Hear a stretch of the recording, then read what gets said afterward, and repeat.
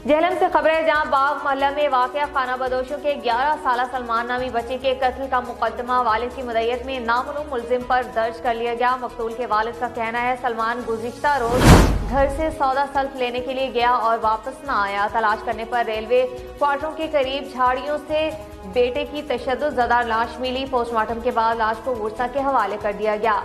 अहम खबर आपको दे रहे हैं जहलम से, जहां बाग मोहल्ला में वाक़या खाना बदोशों के 11 साला सलमान नामी बच्चे के कत्ल का मुकदमा वालिद की मुदय्यत में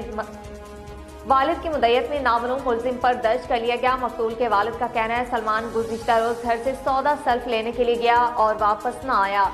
तलाश करने पर रेलवे क्वार्टरों के करीब झाड़ियों से बेटे की तशद्दुद ज़दा लाश मिली। पोस्टमार्टम के बाद लाश को वर्सा के हवाले कर दिया गया। मजीद इस पर बात कर लेते अपने नुमाइंदे अब्दुल रहमान कादरी से। जी अब्दुल रहमान, बताइएगा इस वाक़या के बारे में। हाँ जी बिल्कुल, जहलम बाग मोहल्ला में वाक़या खाना बदोशों के 11 साला सुलेमान नामी बच्चे के कत्ल का मुकदमा वालिद की मदय्यत में नामालूम मुल्ज़िम पर दर्ज कर लिया गया है।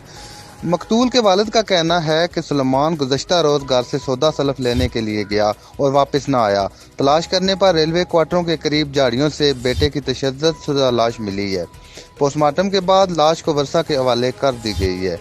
पुलिस का कहना है कि कत्ल केस की तहकीकात के लिए टीम तश्कील दे दी गई है और जल्द मुल्ज़िमान की गिरफ्तार करके कटहरे में खड़ा करेंगे। जी बहुत शुक्रिया अब्दुल रहमान कादरी, आप हमें तफसीलात दे रहे थे। पाक पतन